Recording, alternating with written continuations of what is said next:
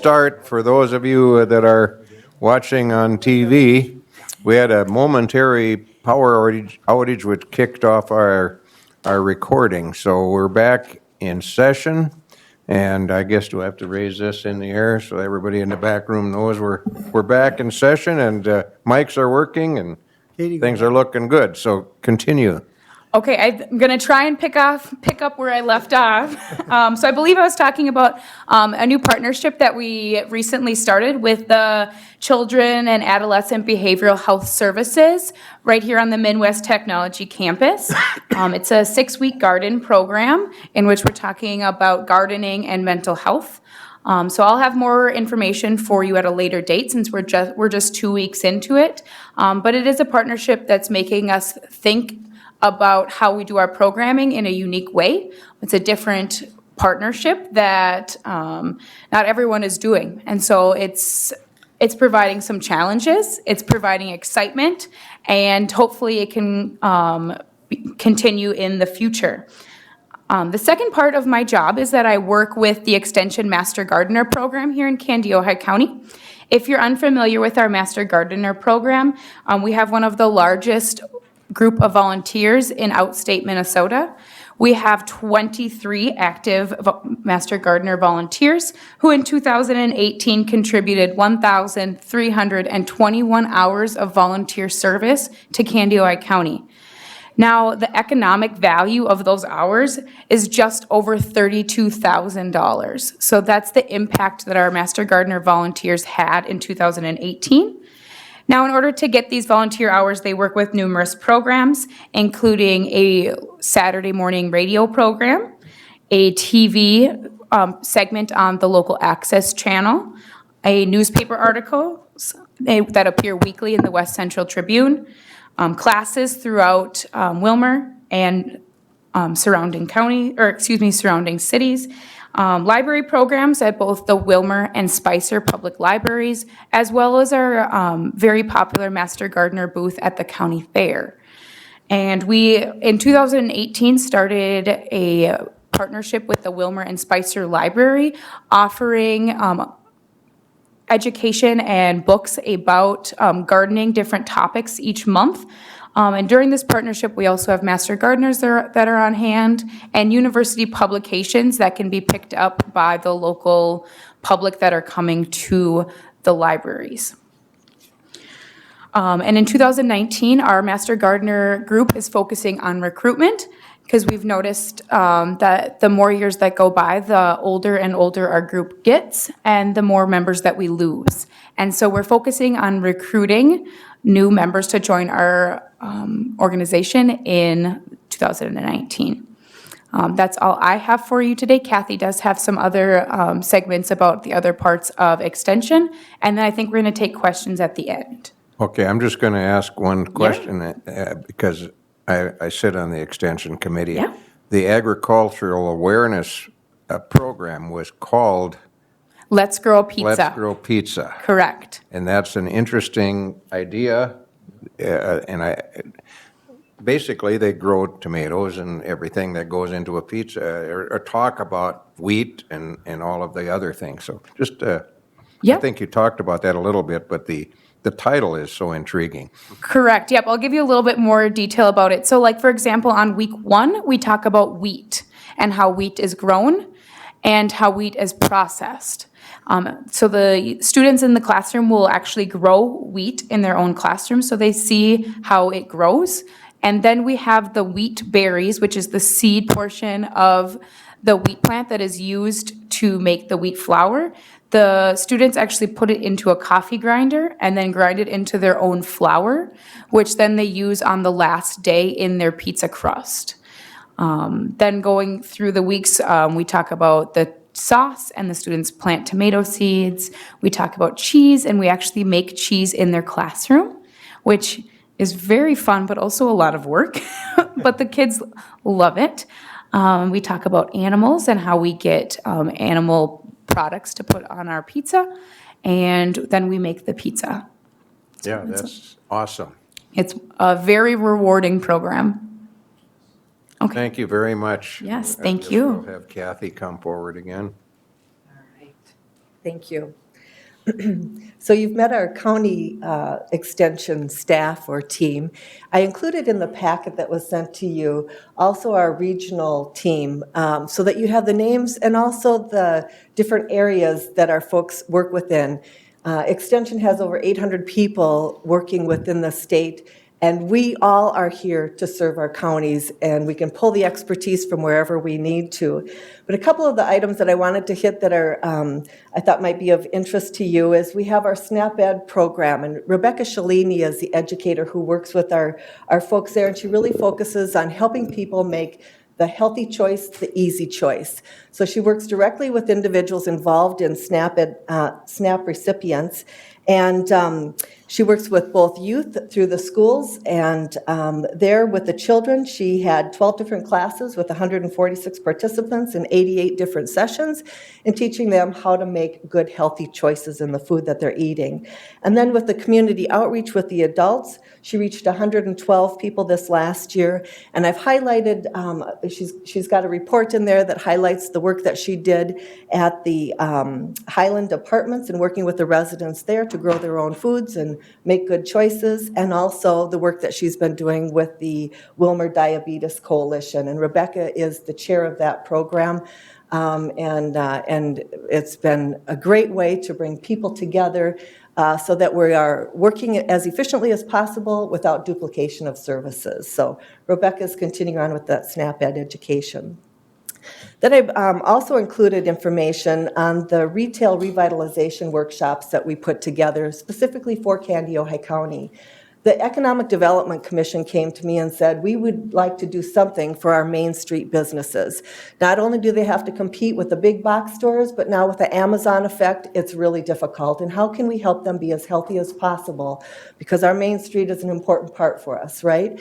And so I brought in Neil Linscheid, who is a community vitality educator, and he helped connect us with the College of Design. And we worked for 18 months to put together the programming and the funding to be able to deliver retail workshops. We had 22 different businesses that really were from all different communities within Kandiyohi County, including Atwater, Belgrade, Morton, New London, Spicer, and of course, Wilmer.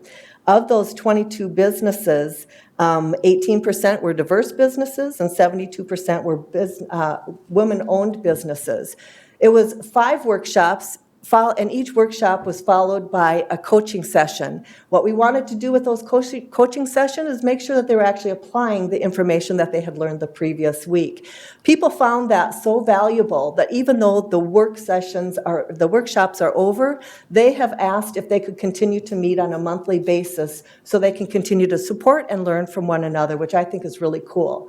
The second part of this workshop is we took applications and we identified 7 different businesses that participated in the program, and we are now working one-on-one with those businesses to really refine particular areas that they identified as areas of need for them. So it's been a very successful program. We hope to replicate that elsewhere.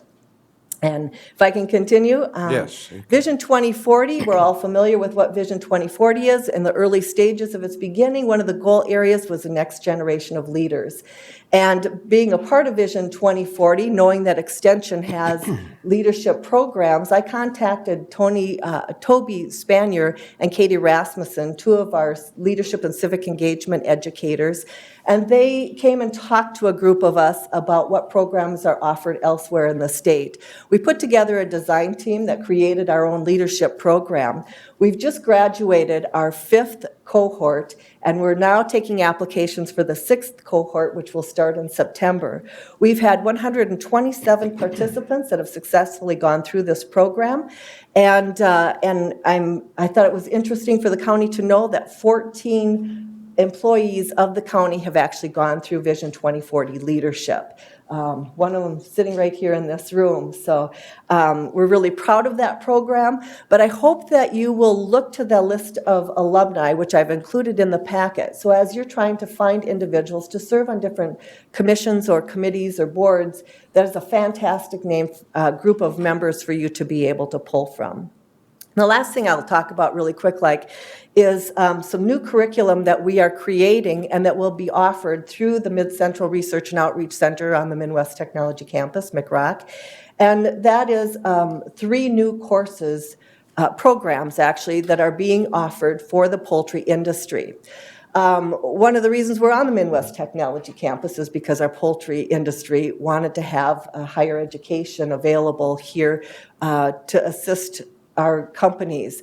Well, how appropriate for us to be focusing on poultry in particular. With all that has been happening and in the poultry industry, the 3 programs are a poultry health and disease certificate program. Much of this, by the way, is online, but also a local component in which there will be research and hands-on work that will be done alongside business and industry. So the first one, that is a certificate program, is really intended for someone who might be new to the poultry industry or might have been working on the farms that wants to understand things at a greater level and has maybe aspirations for making other choices in their career and such, but it is a certificate program. The second is a Master's of Professional Science in Applied Poultry Science, and the third is a Master's of Science in Applied Poultry Research. So the difference between the 2 master's program, one is really entrenched in research. And again, we're going to be one of the complaints that industry has is that the research is wonderful, your folks decide what that research is, and it doesn't necessarily really apply to what we need you to do research on, right? And so business and industry here is going to say, this is an issue that we have, and we would like some assistance in solving this problem. So that individual going through the master's program will be creating a research project that will help to solve industry's issues or problems. And that research, of course, will be done at McRock along with our people right here and our companies right here in the area. So very cool. I'm really excited that we're able to offer that. Dr. Tim Johnson is a professor with the Department of Veterinary and Biomedical Sciences. He's been putting the coursework together with the assistance of our industry, and he also has an extension appointment and is very involved with the lab upstairs. So that's more than sorry to be so windy, but any questions that you have for any of us? Anyone? It's not their fault that we ran out, that they're running late. Just one addition or maybe minor correction there. I think somehow the New London EDA did not get included as a partner in that retail workshops. Thank you. I apologize for that. You're correct. Well, I think correct. it came down through error and stuff too, that it just fell off. Thank you for that. Thank you. I have one question, Mr. Chairman. There's been a lot of discussion. You read through all this information on farming and agriculture, and we're one of the largest, I think the 7th largest agricultural congressional district in the United States, about the decline of the bee populations. Is that, are those issues that you do research on or explaining or anything with our youth on protection of bees, or is that part of your curriculum? I was just curious. Either one of us could answer this. We actually do a great deal of work with bee pollinators through the Master Gardeners. Yes, the State Master Gardener program realizes how important it is to protect our pollinators. And so it's one of the training toolkits that the State Master Gardener program provides to our local Master Gardener program here in Candioi County. And our local Master Gardeners are then equipped to train community members and youth about using those resources.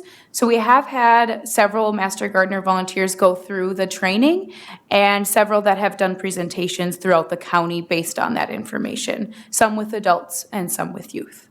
Do we have any training for or any examples of taking care of beehives or bee populations or manufacturing honey in the county where children are exposed to how the process works? Is that part of your curriculum, or?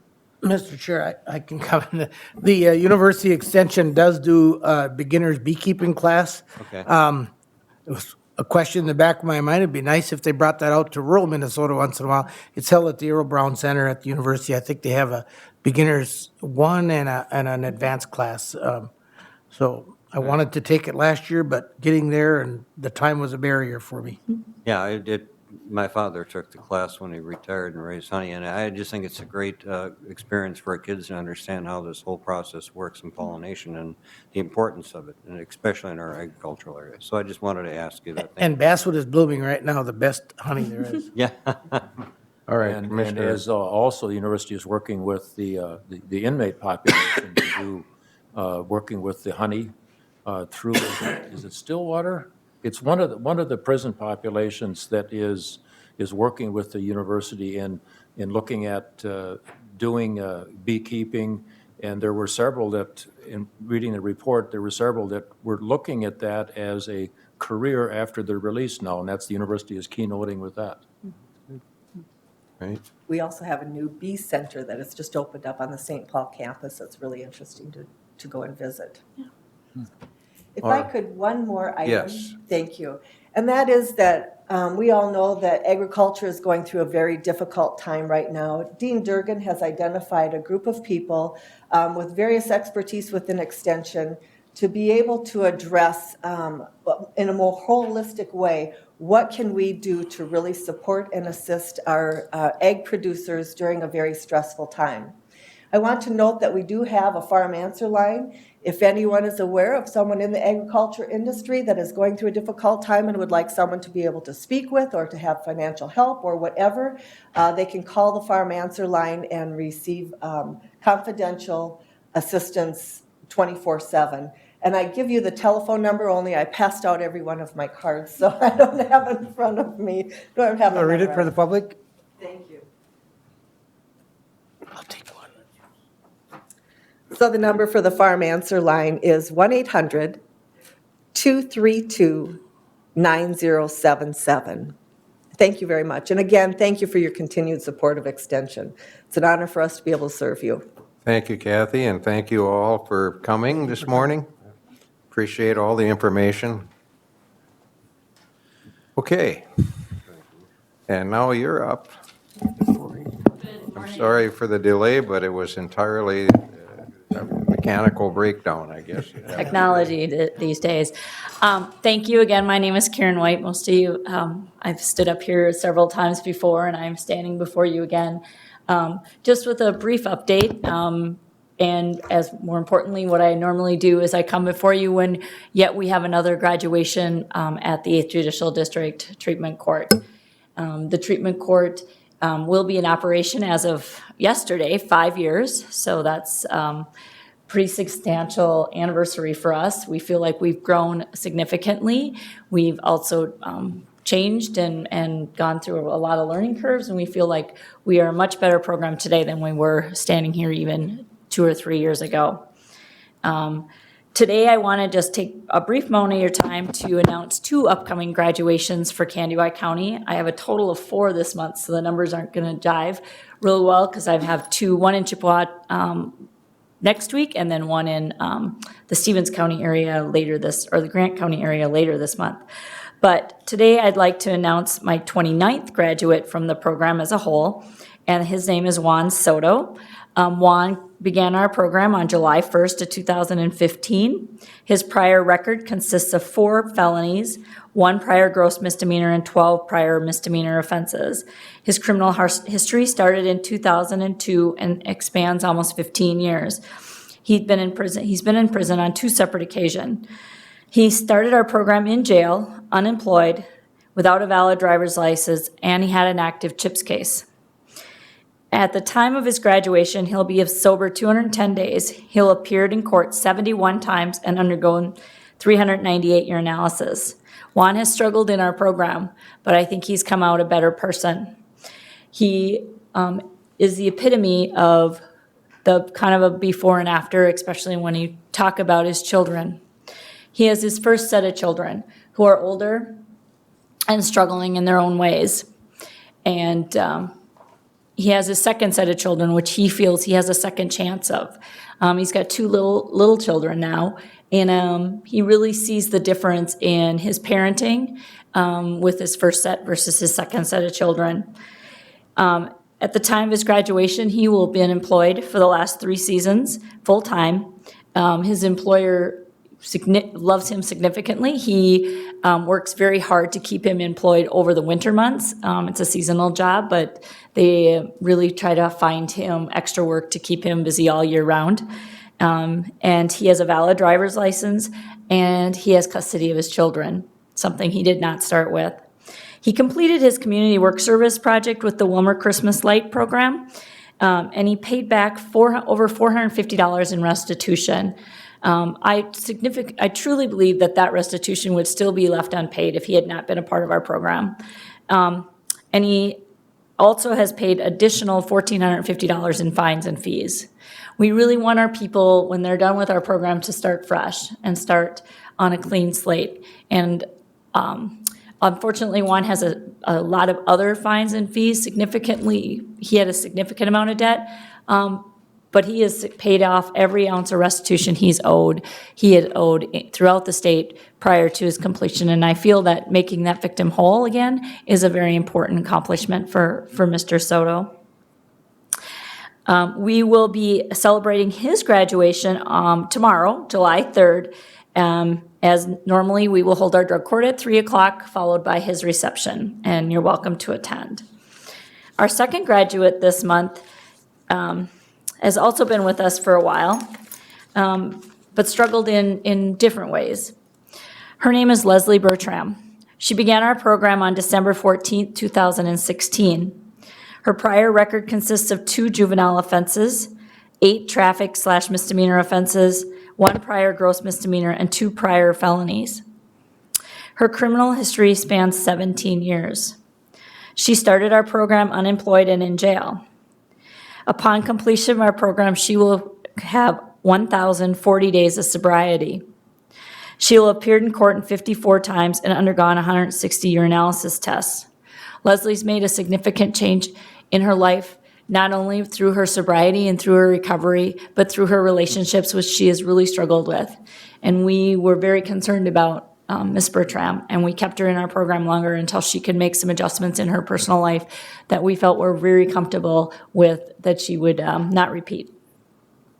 For the last year, Leslie has been employed full-time. She's completed her 50-hour community work service project at a local thrift stop, and she also completed an additional 30 hours, which we find many of our graduates do. Part of that community work service project is for them to be engaged in the community and to give back and to develop those pro-social relationships. And we find that that's the community work service project really helps us with that. And we find that many of our participants continue to volunteer well after they have completed their hours. She'll have paid back almost $600 in fines and fees, both by payment and by community work service hours. Her graduation will be on July 24th here at the Kandibah County Courthouse. Again, we'll hold our regular drug court at 3 o'clock, followed by her graduation. By the end of this month, the 8th Judicial District, will have completed over $15,000 worth of community work service value, and again, paid over $15,000 in restitution, fines, and fees. These are individuals that have worked hard and tried to make restitution and tried to make their communities whole again, and we are very thankful for the support that this board continues to give to the 8th Judicial District Treatment Court. Questions? Just repeat the times again for, I know July 3rd, that's tomorrow, what, at 3 o'clock? 3 o'clock will be court. Depending on how things flow, we probably won't have the graduation until probably closer to 3:30. Okay. And it'll be the same for the July 24th date. All right, any other questions or, go ahead. Just one, I noticed there's a big discrepancy in the number of days sober between the first graduate you cited and the second graduate. And I think 210 days is the shortest that I recall. Correct. So how is that, it's not just on sobriety, but what are some of the criteria for advancing them to graduation? They need to have a stable lifestyle. They need to have stable employment, stable housing. So we really want to look at that holistic issue. Some people take a little longer to get their GED program. Some people take a little longer to get their driver's license, all those things that make people successful. So we don't just look at sobriety, we look at really the holistic adventure of the person, so. And if I may follow up. Yes. You say we, and I've been to the graduations. Yep. I know it's a team of you. Correct. It's not just you and the judge. And so can you talk about we a little bit? Yes. So treatment courts in general use a team approach.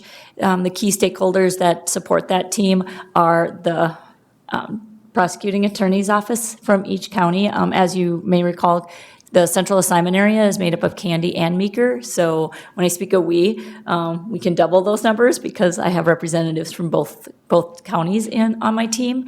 And we have representatives from Health and Human Services, the Sheriff's Office, my office, the court, treatment providers, and then other individuals that may be needed. Periodically, we will bring in the CHIPS active child protection workers. We want to work together with them. And so that's the basic key stakeholders, and we'll bring in adjunct members as needed. Thank you. Oh, and we also have a defense attorney on our team as well. Steve? I have a question. Thank you again for what you're doing. It must be really rewarding to see these graduates. How many currently do you have enrolled in the program in the 8th District? Throughout the 8th District, we have 42 participants currently in the 7 counties that are participating. In Candy County, we have 21 participants. 21 just in Candy. Just in Candy, yes. Thank you. Thank you, Karen. I don't know if anyone else has anything, but appreciate your hard work on that and continue. And I Thank you. guess the sheriff is going to talk about a grant. Maybe we'll segue right into that. Yes, I will stay around just in case the board has. Yes. Absolutely. All right, as you'll see on your agenda packages there, the drug court contract is the first thing that we'll discuss since we got Karen right here. When you look at, she talked about key holders and things like that. When we look at this particular contract for service, it is a contract for service of $6,500 for each fiscal year. When you look at what we fulfill under this contract, it's much like being a monitoring company. So when these individuals come into our correctional facility, not in actual side, but to the lobby area, that's where we'll do our duties. When you see section 1, that kind of lays out the screening. That could be anything from alcohol, drugs, and then the certain processes that we have to follow, whether they're clean or they test positive, and what we need to do going forward from there. This is an annual contract that's probably been going on for what, 4 years, 3 years? So it's kind of been ongoing with what we fulfill on that one. There's other things that we do above and beyond that, but this just covers the monitoring side of things. All right. Any questions as far as the contract for services on that? Want a motion on that? Yes, I that'd be would great. so move, Mr. Chair, to authorize and approve. I'll second that motion. Okay. Any questions on that? Is that are we talking about approving a grant? Or is that a different? On this is just contracting Okay, all the right, services okay. of. So, all right, no questions? All those in favor of that contract, say aye. Aye. Opposed? That is carried. Oh, another autograph.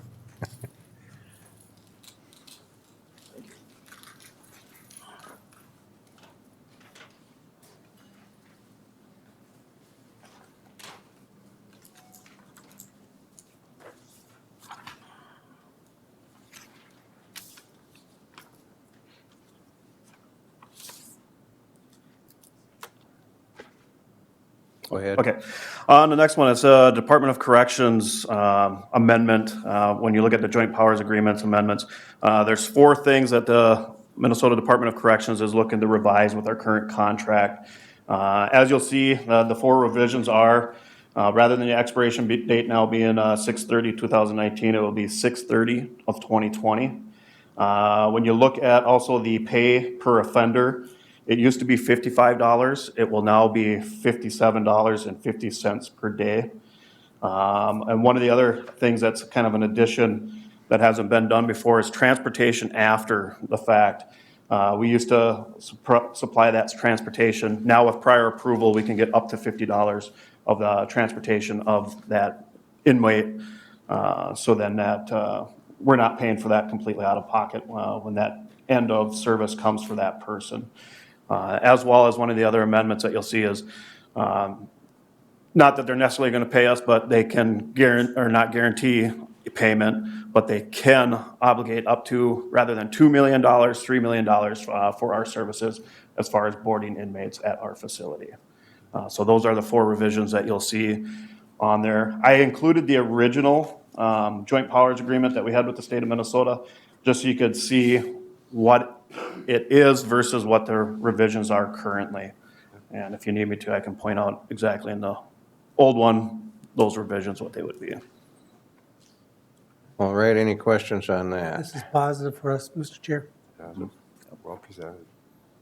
All right, we need a motion to approve those correction or amendments. I'll move on the amendments. Commissioner Amon moves, is there a second? I'll second. Commissioner Berg seconds. Any, I don't hear any questions. All those in favor, say aye. Aye. Opposed? That is carried as well. What else do you have? Okay, thank you very much, Sheriff. Thank you. Pauline. And you want to wait around for the signatures? Correct. Okay. Gary? Gary is next. Are you ready? Yes, sir. All right, I will, I'll listen with one ear while I figure out how to write my name. You don't have the right chromosome.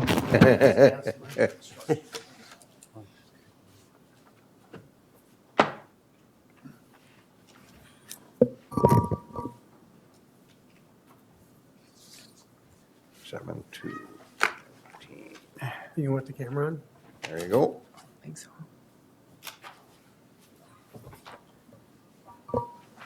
Thank you, Sheriff Colleen. All right. Now, thank- Gary Gear, who's going to talk about some recommendations from the Water Board You Task bet. Force. That is correct. Thank you, Mr. Chairman. Gary Gear, Director of Environmental Services. Here before you, 2 applications from the June 18th meeting of the Water Planning Task Force. And their recommendations on each of those. The first one was that of Cordell Marcus, and he was requesting to seal an abandoned well on his property. The task force discussed that historically they have provided funding for sealing abandoned wells, and discussed the matter briefly, and recognizing that doing that reduces pollution potential and protects groundwater quality. And following that discussion, a motion was made to approve the request with a 50% cost share.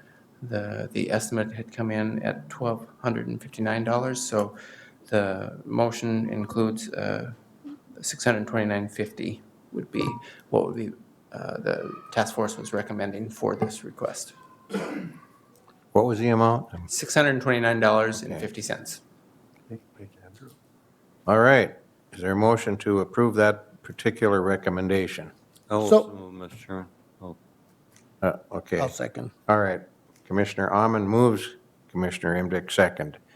All those in favor say aye. Aye. Opposed? That is carried. And the next one? The next one is the application of Tim and Ann Dubler on Norway Lake. And it was to riprap approximately 180 feet of shoreline. They have it's actually a long bar that goes out into the lake, but they're up near their residential portion of their property. The DNR had looked at the property with the SWCD, and the DNR permit has been approved, and they're not going out into the lake, which would have been, some years that bar is underwater, some years it's over. So noting that the DNR permit had been approved, the task force discussed the matter and then ultimately made a motion to approve the request as presented, including the $3,000 as part of the motion. Okay, what was their investment? Yeah. About 21,000. Little over 21,000. 21,000? I think it Okay, was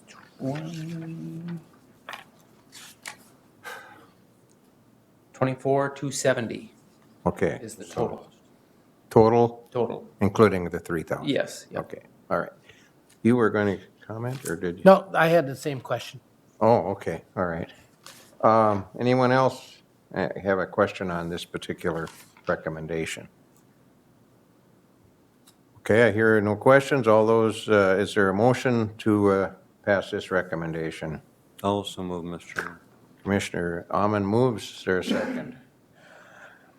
I'll second that, just to move things along. And there was no question, so all those in favor of that motion, say aye. Aye. Opposed? You're good. All right. Any, you had the two, correct? 2, correct. All right, Doing well. thank you very much.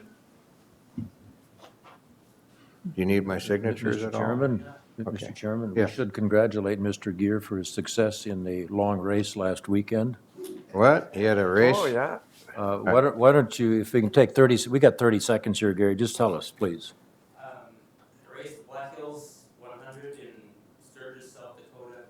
The Centennial Trail, it's 50 mile, well, it's 100 miles, 105 if you want. They extended it because of where the turnaround is. So, single path trail, 10 river crossings. What, was this on foot or in some, On foot, on foot. 34,000 feet of elevation. holy mackerel, huh? Yeah. It's cool too, Congratulations. right? And yeah, 90 degrees. Well, we're glad you survived. Oh, that's 105 miles. That's a 24-hour race. You just run steady, Yeah, and it went, so. I'm feeling it yet, but it was I bet you are.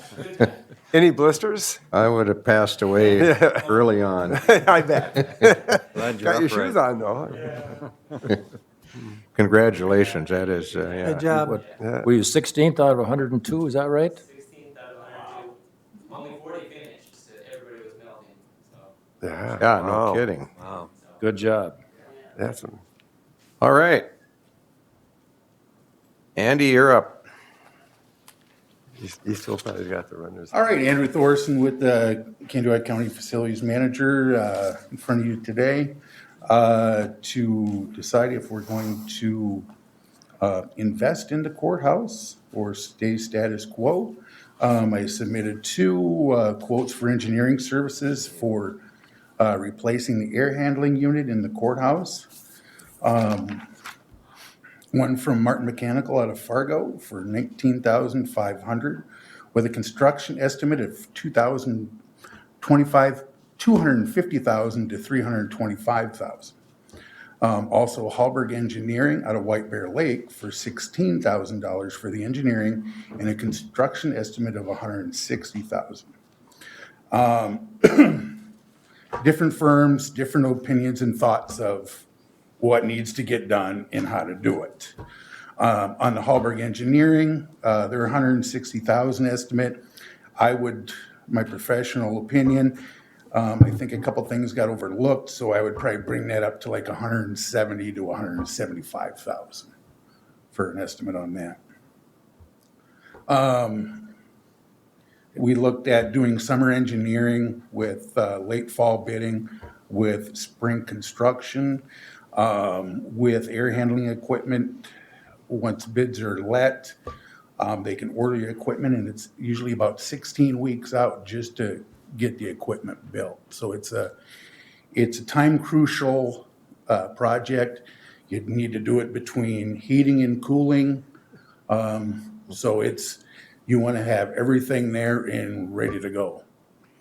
So I'm just before you today to see if the board would authorize. Okay, you want some, yeah. Andy and I have talked about this, and we've been going back and forth, and you got the proposals in front of you, and you heard Andy's recommendations and stuff.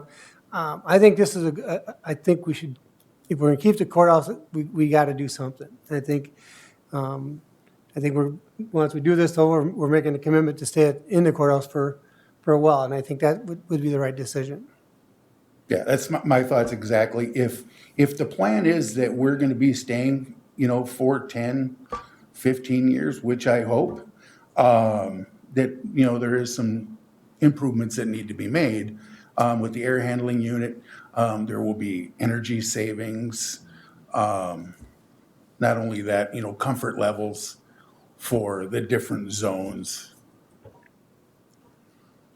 All right, any questions? Yes, Mr. good, Chair, Mr. Andy, you're Manis. comparing as close as you can apples to apples on these. I mean, there's a huge difference in Yep, quotation. yep. Like I said, I met with the engineers and I said, this is what I would like to do. And they came back to me with their recommendations, you know, and we don't see eye to eye on everything. And, yeah, it's, like I said, it's, they just have different engineers have different thoughts on how and what needs to be done to accomplish, the task at hand.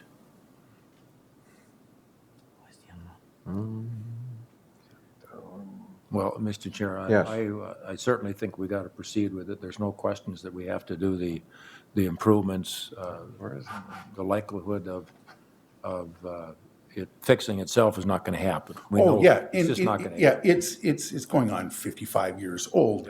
It needs to be done at that point. And I guess from your professional opinion with conversations, if you feel comfortable, and Mr. Kleindl, you feel comfortable that either one of those quotes to do it, we're not talking, you know, we're talking 100,000 difference thereabouts. Yep. If we look at 10 years or 5 years or 35 years, it really is infinitesimal to look at that. I just want to make sure, and I know we'd all want to make sure that it's Yep. fixed, and it's fixed right, It's that it's longevity. the way I would put it between the two engineering firms would be Cadillac or Chevy.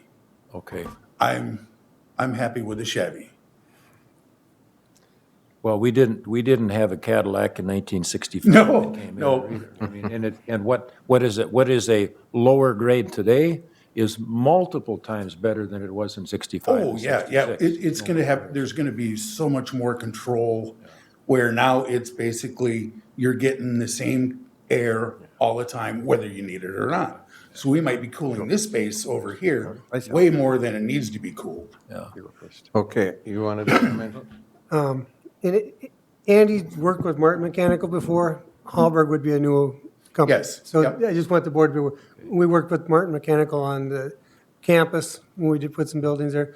But I trust Andy's, when you met with the Hallberg. Yeah, you know, I haven't always gotten two quotes for engineering, but in a project of this size, I really thought it'd be. I think that's a good way to behoove us go, too. Get two quotes for engineering and get two different thoughts, and, you know, I'm glad I did. Mr. Chairman? Yes. Andy, does this include the former jail area? No, this will be just the courthouse Just for the itself. courthouse only, Yep, okay. Yep. Right. We made improvements to the old jail air handling system, working out of our own budget, operational budget, probably about 5 years ago. Okay. So that's pretty good. Mr. Berg? Well, sure, definitely a bargain compared to building a new courthouse. Yeah. I would have liked it better, though, if you compared it to a Ford instead of a Chevy. But I still Yeah, would support okay. it. All right. This has nothing to do with the district heat, No, just so the public knows. This is a separate. yep. Because we did that part already, Yeah. Mr. Chair. Any other comments or questions? Well, just a comment, you know, the air handling quality, are they doing tests or anything with air quality prior to the construction? To see if we can see the difference in the air quality? throughout Well, the- no, I mean, we're not gonna do, we've done air quality samples in the back. Okay, Or in the past, and everything has came out good, because Okay. over the course of the years with new technology and filtration, we have upgraded our filterings from when I first started 29 years ago. We're at a lot better filter now. So the air quality going into the building, they say, is actually better than breathing in the outside air, outside. great. And as far as the other improvements on the building itself, the windows, some of the things we looked at when we viewed the facility here a while back, are those, that's going to be another separate proposal? Yep, yep, Come back to that'll, that that'll later? be, I'd like to take baby steps. Okay, So I'll probably revisit you in a year or two. And that's one thing with this air handling unit. If we had did the windows first, there's no way we could have did this air handling project without spending probably like another $150,000 because we have to be able to allow the windows open to get the fresh air in while we do this mechanical work. Where if we had the new windows, they're not going to be operational. right, they're going to be permanent. Yeah. Field, yeah, yeah. All right, any other, what is your recommendation? You got- Oh, I would definitely like to go with Hallberg Engineering. Okay, So move, Mr. Chair, we authorize that. I'll second that. all right, we have a motion and a second, and we're calling it a Ford or a Chevy. Yeah. Anyway. Which is the better? All right, we have a motion and a second. We've had some questions. Are there any other questions? Hearing none, all those in favor of the motion, say aye. Aye. Opposed? That is carried. Thank you very much. Thank you, gentlemen. Yes. Appreciate it. Thank you for your work on that. Hey, you bet. Mr. Chair, I'll just do my next one right here, as it's an ongoing yearly Yep. request. It's for the Prairie Pothole Days, and those of you who've lived here most of your life, you know what a great event that is. And this is a request, it's Resolution 2019-36. It's authorizing a gambling permit on the Roger and K. Strand Farm located in New London Township for the September 7th, 2019 Prairie Pothole Days. Mr. Chair, I would move on the resolution 2019-36. I will second that motion. That's a very good Yes. event. Any questions at all? I think you're all pretty familiar with it, so all those in favor of the motion, say aye. Aye. Opposed? That is carried. I can have your signature. Yes. Karen can type it in and fill the rest of stuff in. Okay. Mel, you going with the overhead, I'm guessing? For pictures for the public or no? No, Okay, I'm good. We'll see. just let me know if you do. Okay. We'll have Mark sign it. Sign that too. Right here.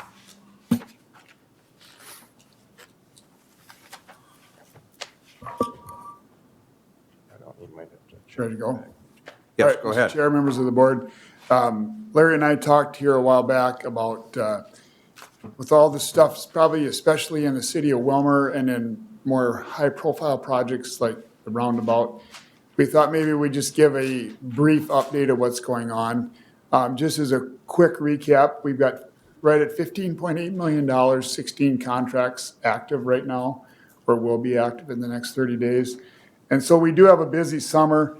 And so what I've done is I've handed out some pictures. The staff out in the field take random pictures.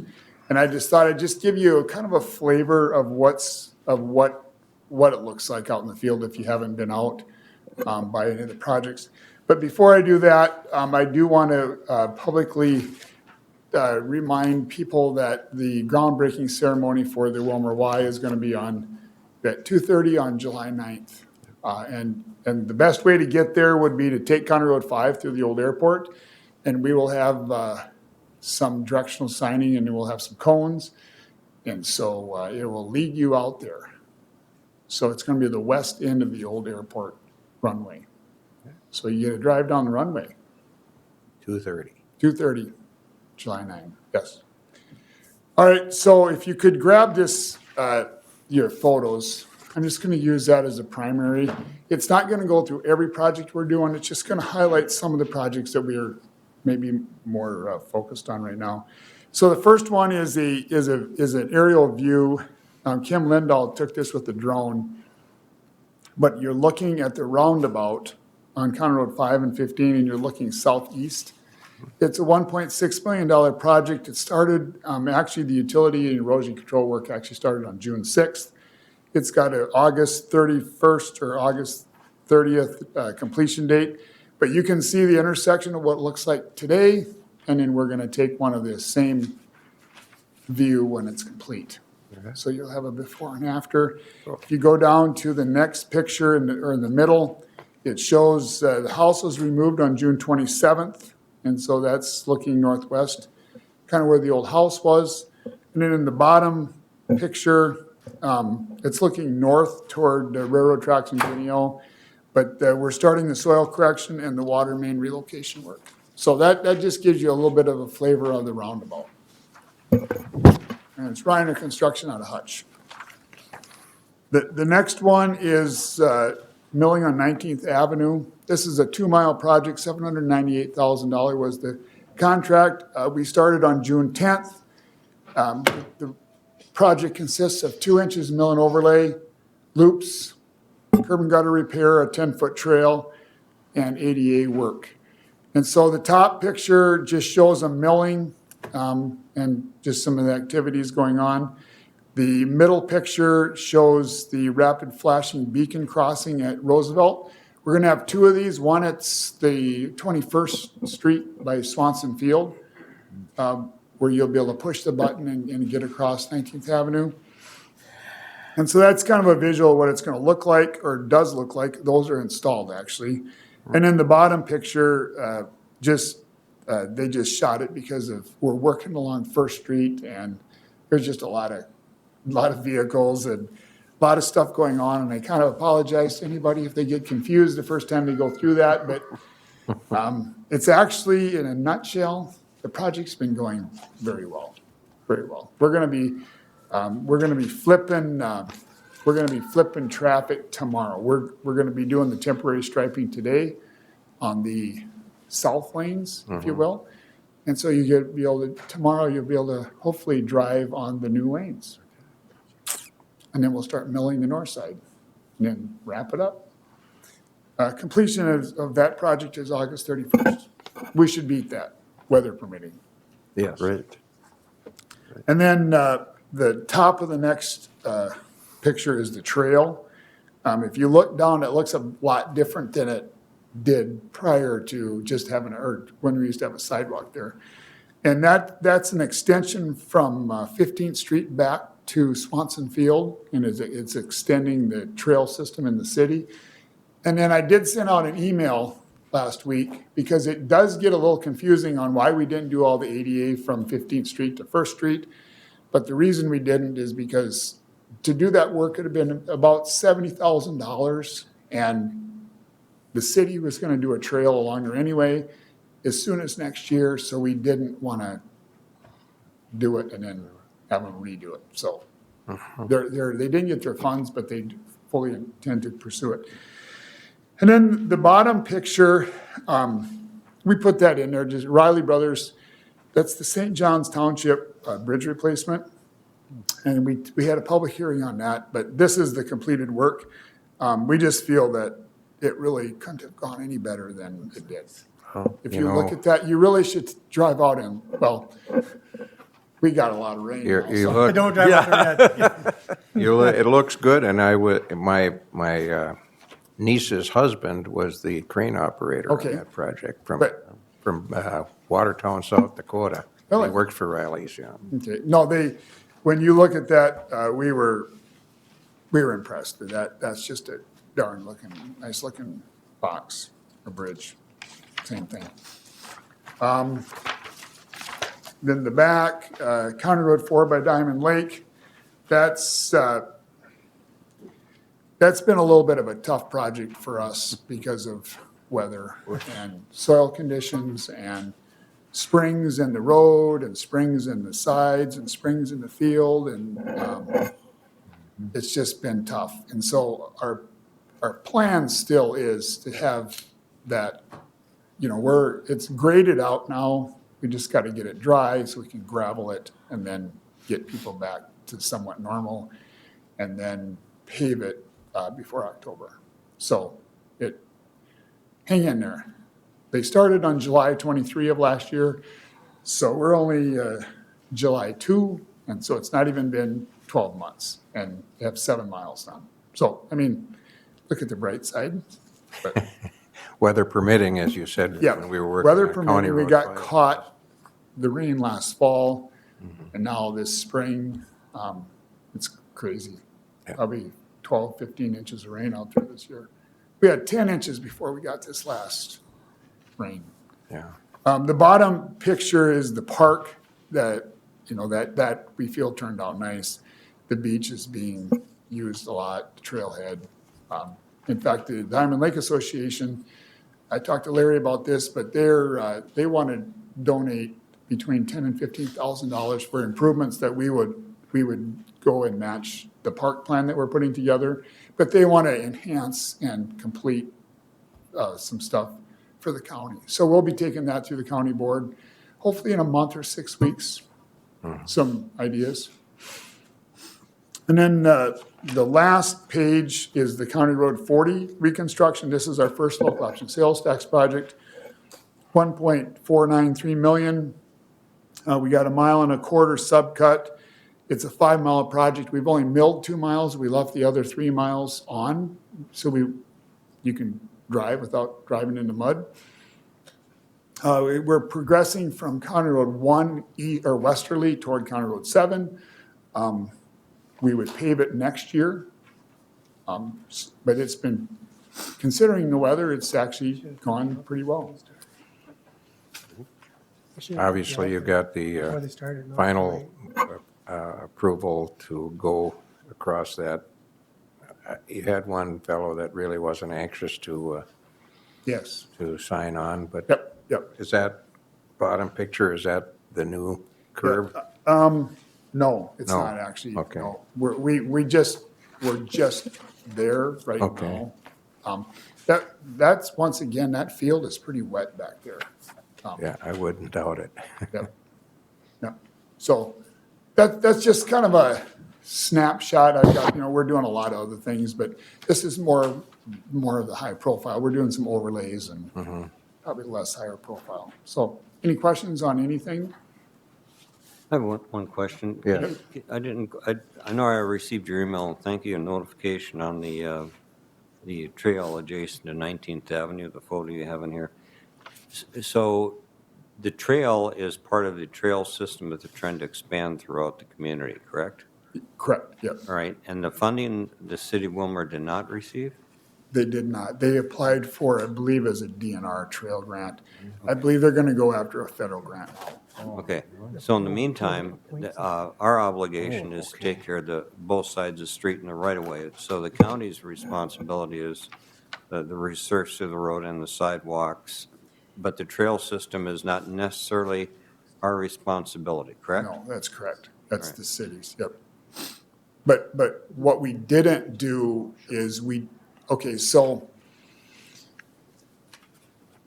the ADA portion, the truncated domes and the landing, the entire road network has got ADA ramps and adequate 5-foot sidewalk and in relatively good condition. We had some repairs. So it's not like it's in a condition that's unusable to the public, And so we did not do any ADA from 15th to 1st on the south side because their trail system would replace all of it if we did it. And we were debating whether to do the 5-foot truncated domes where we come down to the street. Yeah. But when you go to a 10-foot trail, you can't reuse the 5-foot truncated dome. So all that would just be taken out. And had it just been a barrier curb without a ramp, we would have probably made a ramp. But we've got ramps. So it's not probably that far out of conformance other than the truncated domes. All right. Thank you for that explanation. Yep. Appreciate it. All right. Anything else? That's it. Thank you. Thank you very much. All right, do you want to do the appointment Yes, first? Bucky has a, Commissioner Berg has an appointment to make to the HRA Board, so we'll let you introduce. You have a candidate, I assume? I do, and I'm really excited about this. I've talked to her, and she thought this over and put a lot of thought into it, and I highly recommend her. Her name is Carmen Clemenson, and she is a former social worker and supervisor Kansas County Human Services, so you probably know who she is. She would be a good match and would, I believe, work out excellent. I've also talked to Jill at HRA, and she's talked to Carmen as well, and they're both very comfortable in her being on the board. And as a matter of fact, they would like her to start on July 10th, so she could be a voting member there. So I would like to have the board's approval for this appointment. And she lives in I'll District second your 1. motion. That was a motion, that was a I'll second second, it. okay? And I think, anyone have any question on that? I think it's his responsibility. Who left from your, do you recall? No. Can't pronounce his name. Mohamud. Mohamud. Ye- I forget his last name. You're doing better than I would. Okay, so we have a motion and a second to appoint Carmen Clemenson to the HRA Board. Is there any further discussion? Hearing none, all those in favor of that motion say aye. Aye. Opposed? That is carried. Your voice- And then we had this is something that came up and was supposed to get on the agenda, but it didn't. We have an invitation to the White House for the county commissioners. All of the county commissioners of the state of Minnesota have been invited, along with a county commissioner from Illinois, Indiana, and Wisconsin, to the White House conference on August 20th. I was 2 years ago, I think it's already 2 years, it's amazing how time flies. I went to the initial one. At that point, it was just Minnesota, and they were doing one every week. The prior week before us was Wisconsin, and I found it very, very useful and valuable. We made some, the people that were there last time were people from the White House Office of Intergovernmental Affairs, the U.S. Army Corps of Engineers, National Drug Control, Department of Agriculture, EPA, Urban Housing and Development, Veterans Affairs, Transportation. So all people that we were able to interact with and tell them our issues, and I talked about broadband out there, and we have other issues that we could talk about as well. We had 70 commissioners from Minnesota at the last one. It's for every commissioner in the state. I did write back and point out that their date corresponds with our second meeting in August. They aren't going to change theirs, obviously, but I just wanted to discuss and for information and encourage those that haven't done this to maybe go out there. I went last year on my own dime. I don't know if anybody wants to do that or not, or if we want to make funds available. That's not up to me to decide. But I guess it's for information. It's up to you, although you do have to decide. It's not until August 20th, and you don't have to actually register until August 13th. But there is a phone information call-in that they want to talk on July 10th already. So that's why we're bringing it up now. If you want to be involved in that, you do have to RSVP. So registering for that call does not register you for the conference. And that's all I have. Are there any questions? By the way, it's not political. It was just a chance to meet with other people in the various offices I met. I think it's a really good idea to take advantage of the opportunity to interact with national, federal officials and get our oar in the water, so to speak. That's what I wanted to talk about. Anybody have any questions or comments or feelings? I would be very interested, but the more I think about it, being a new commissioner, my first year here, I just feel more comfortable spending my time back. But I mention this because next year I would be very, very interested in that. It sounds like a great opportunity to connect with all those people. And as we always talk, it's important to be at the table and Yes. have those connections. Roger always points out, if you're not at the table, you're on the menu. Yes, that's a good one. And it doesn't hurt to make those connections. Anyone else have any comments or issues or concerns or want to go? Well, I have interest in going there too, Mr. Chairman. I don't need transportation money because of my wife's employment. That would help. And as far as a commitment to the time, it sounds like it's worthwhile, but at this time, I look at my calendar and I don't feel like this is a higher priority than what I have with my regular responsibilities. Whether or not we should be funding for it I think is we something should. we'll have to talk on the process again, in the ahead, budgeting Larry. process, where the money would come from. Mr. Chair, I think if a commissioner wanted to go, would be, you're representing the county, so I think the county would cover that. I have a question. Is this just for commissioners, or I think they, It's just for commissioners. okay. Well, let me, I think that's what I read too. yeah, the last time there were other people involved. 70 county commissioners, officials, staff, and guests. They are not, the note says, additional guests cannot be accommodated for the conference at this time. So if you wanted to bring someone along, Well, I asked the question, 'cause I think I was getting that mixed up with the encouragement to attend the NACO conference Yeah. in Nevada. There, I know that non-elected officials are encouraged to attend. Yes. okay. Yes. All right, so that's just for information, and I guess you can get more information by making that phone call in early July. And then you don't have to register until the 13th. And you have to, you got to be obviously vetted by security. You would get, in addition to the conference, which I believe is the most important, you do get a tour of the White House, but I've already been there, done that. It's way more important to me to talk about the issues that face our county and the greater Highway 23 coalition, for example, and those things. Now, if more than two of us go, we would have to shift our meeting because we would not have a quorum. So that's another reason to, I think, hash this out ahead of time. Yep. Okay, that's my thing. Committee reports, we'll start with Steve this time.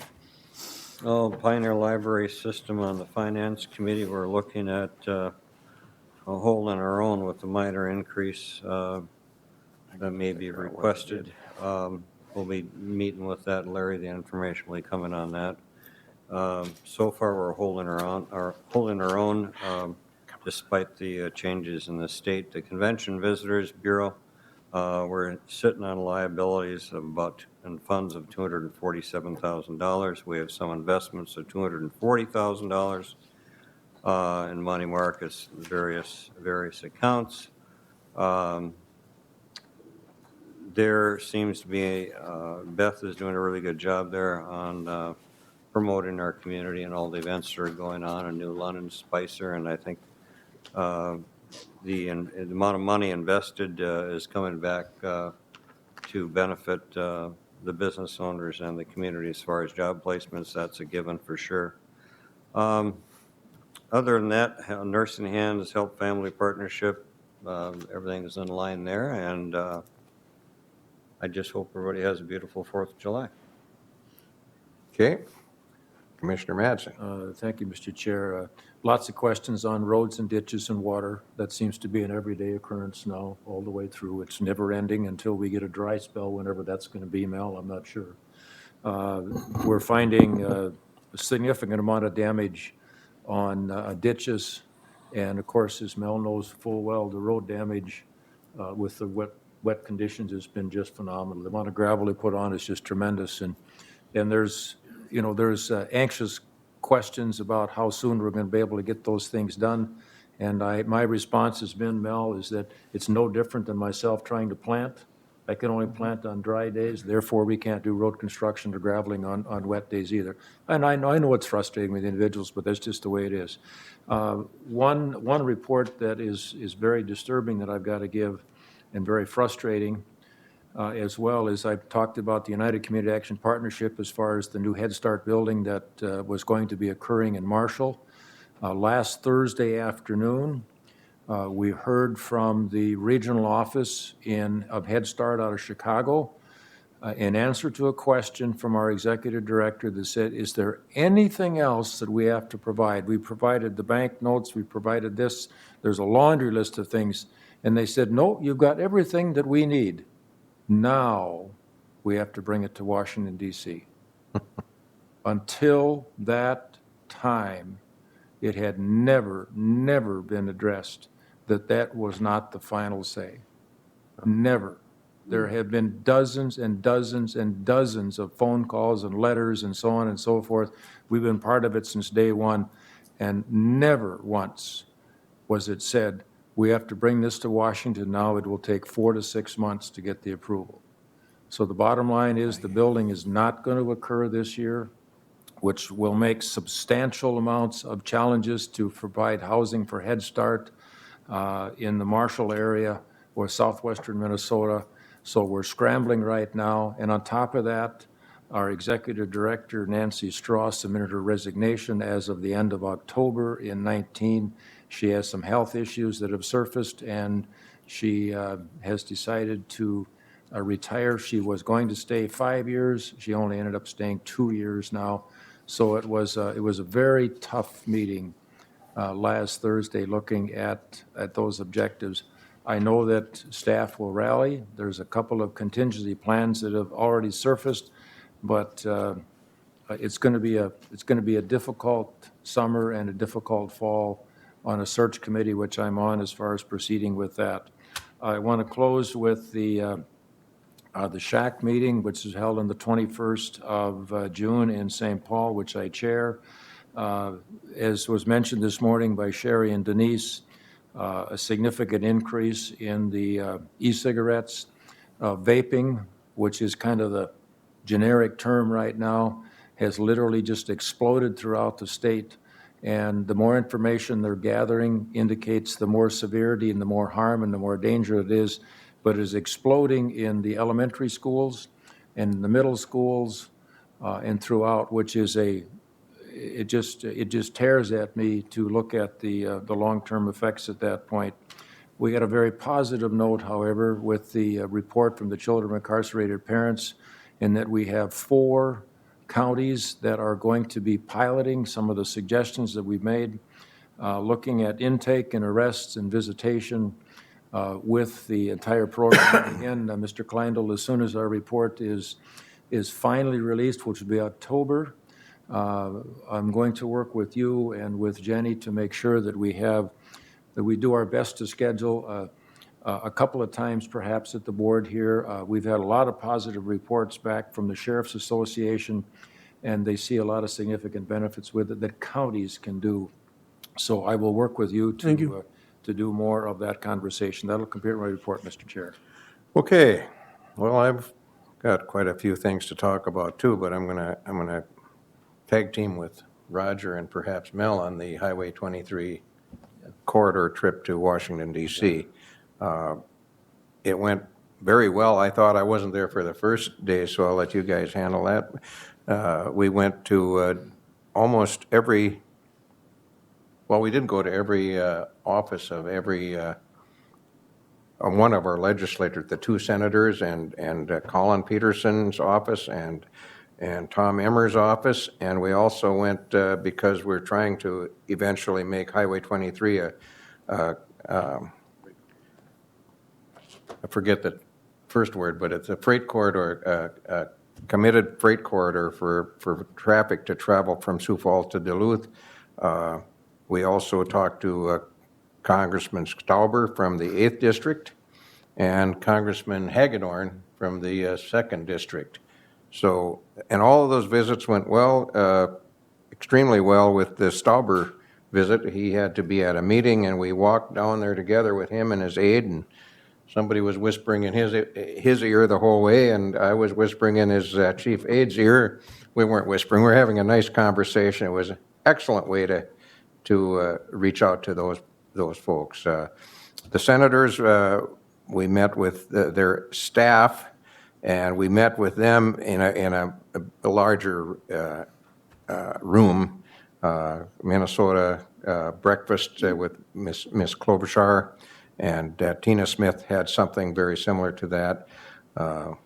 We were able to, I shouldn't say the word corner, but we made really good contact with Senator Smith, who I happened to be standing right by the door when she walked in, and she reached out and we greeted each other. And then it wasn't very long, and the entire delegation surrounded us both. So we had a real good initial feeling there with Senator Smith. As far as the details, we didn't talk about that with her or Senator Klobuchar in those offices. We talked to their transportation folks. That's it for Highway 23. I'll leave something for, I hope I left you something. Chippewa River Watershed is obviously, we're trying to keep that thing going. We did hire Holly, and I can't remember her last name. She's the director of the Soil and Water Conservation District in Pope County. Pope County has the most acreage in the watershed, so that just makes real good sense to have her kind of lead us and try to get into the next phase. And I think it's too important not to continue. It's a huge watershed. We're only about 7% of the Chippewa River watershed, but it encompasses the Shakopee Creek watershed, which is in my district, and all those lakes up there, they all feed into the Chippewa River.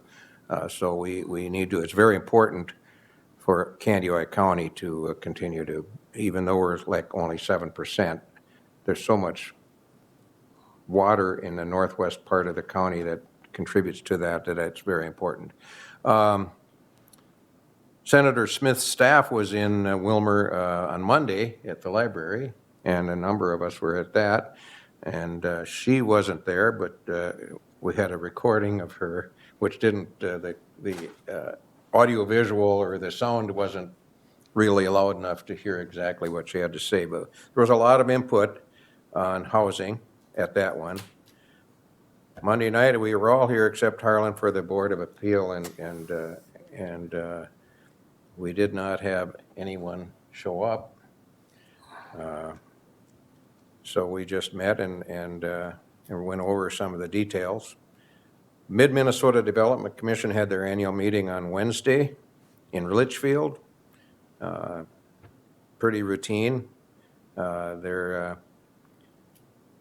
doing a transit study, regional transit study, which is going to encompass, right now we have Meeker, Renville, and Candy, Ohio are doing all of the service, but they're talking about bringing in McLeod into that study and eventually trying to figure out how to help some of our people that aren't getting their needs met to get to St. Cloud or to the Twin Cities, especially those that are elderly or veterans, those kinds of things, that reaching out to them. But that study is continuing, and I'm on that committee as well. And let's see. Well, there was a Southwest ATP meeting on Friday here at District 8 headquarters. The most interesting thing that came out of that was the road, Highway 67, and how it's basically sliding into the river. It's 50 feet deep is where the soil is weak, so to fix that would, and in my imagination, would be a tremendous undertaking. You'd have to excavate down to the problem. But Mel, I don't know, I don't want to get into that, but it was interesting, I'll put it that way. And finally, we had a broadband meeting yesterday here. A new vendor is coming, wants to do business in Candioi County. They're like Midco out of Fargo or Moorhead, I can't recall, but Midco used to have the theater in Wilmer here, interestingly. They were in the theater business before they were in the internet and telephone business, so. It was an interesting proposal, and they're promising things that aren't available currently. And there's a little, what's the word we have to say, a little research to see if what they're telling us is, they're claiming, for example, although that they don't need line of sight for wireless A to B, and that's not what I've heard from all the other wireless providers. So we need to do a little research and maybe check on that claim. So that's enough, way more than I normally talk. Okay, all right.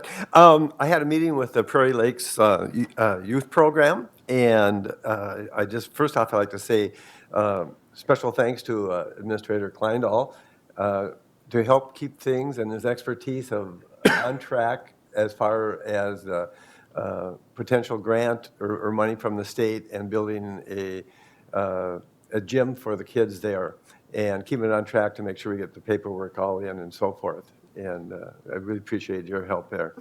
And that is on track now, and all the paperwork is in, and they're expecting now a site visit with a legislative committee when they come out to Wilmer, and I think they're going to be seeing something else, but they're going to stop there and look over that. And then we'll find out a little bit more. So this is progressing along a little bit at a time, but each step, I think maybe we can get there. Also, we had quite a discussion on the girls' group home.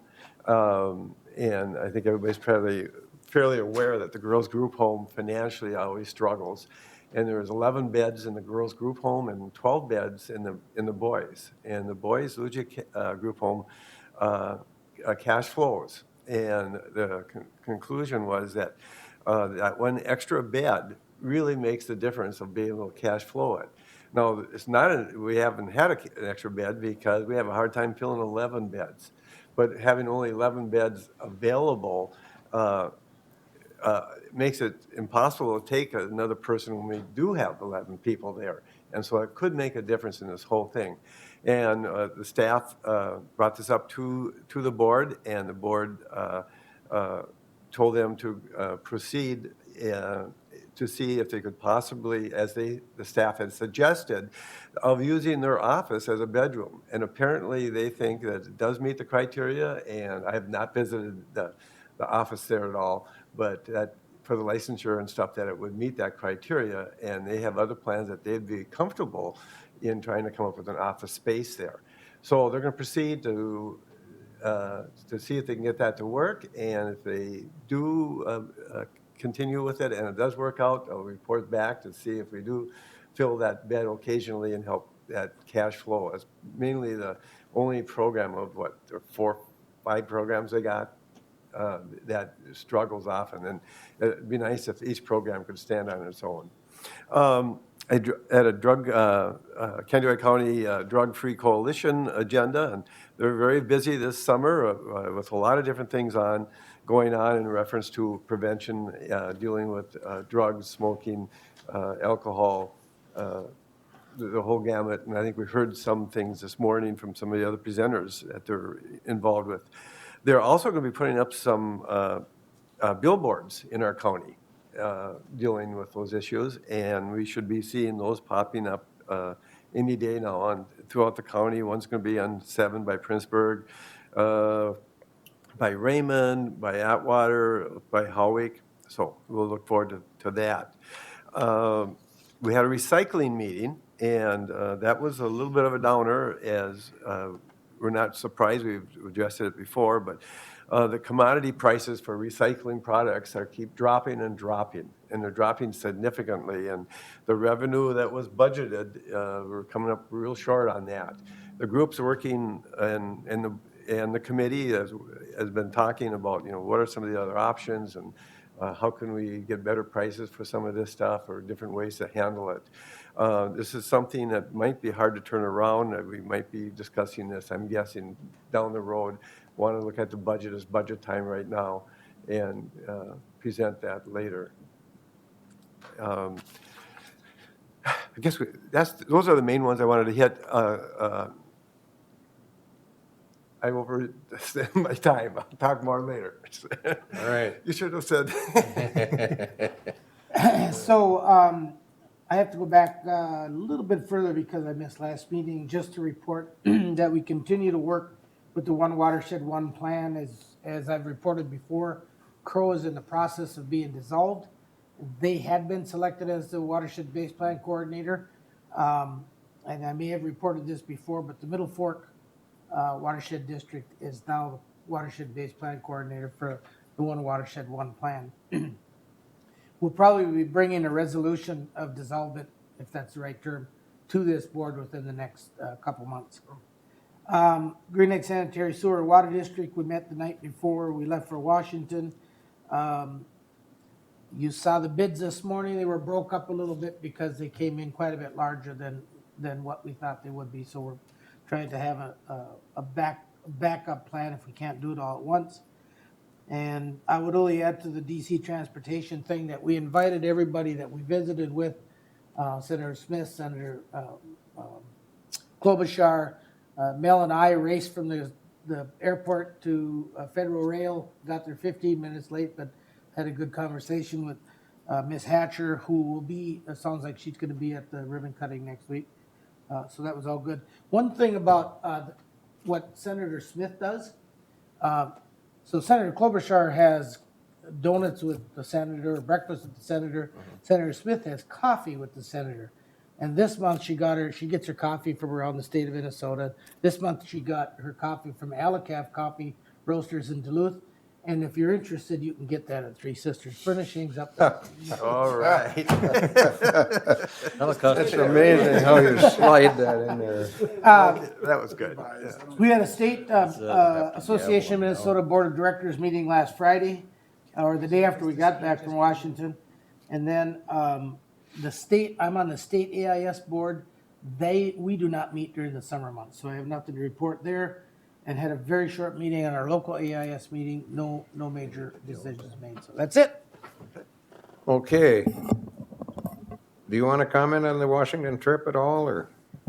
The only comment that I would make is that the 23 coalition has got 26 units of government, and they agreed on 4 projects to promote. And we all got along even after the trip. So. Yes.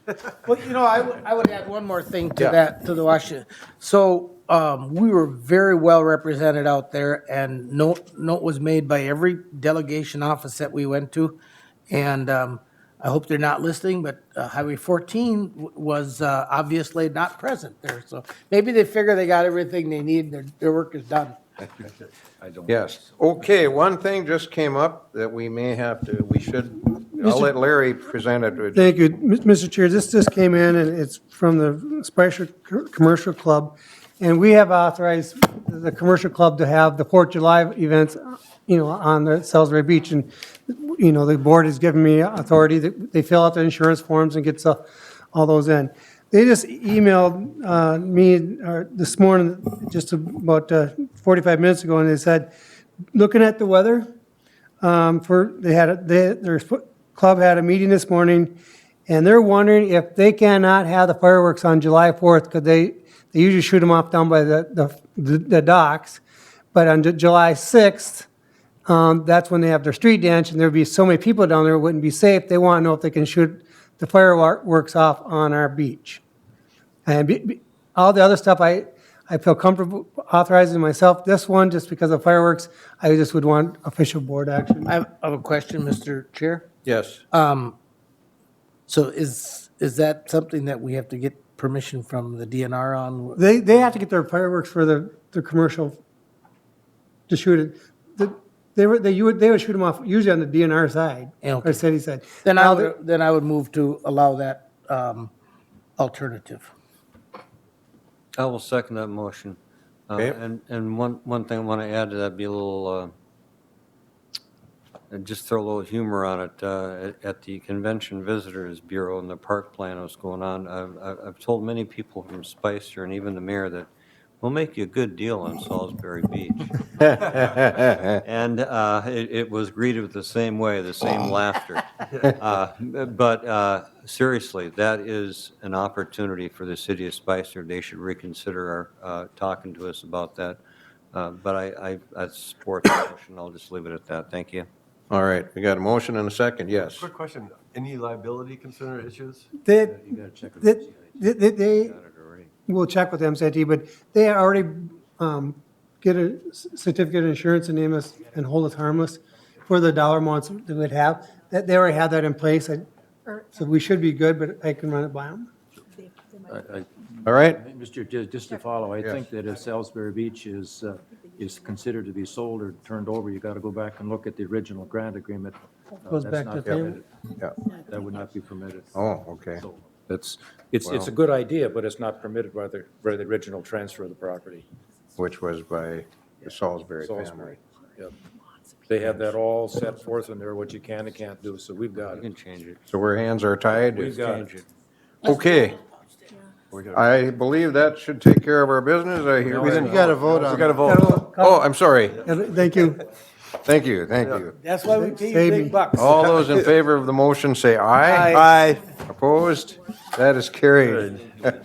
Now, I hereby declare the meeting adjourned.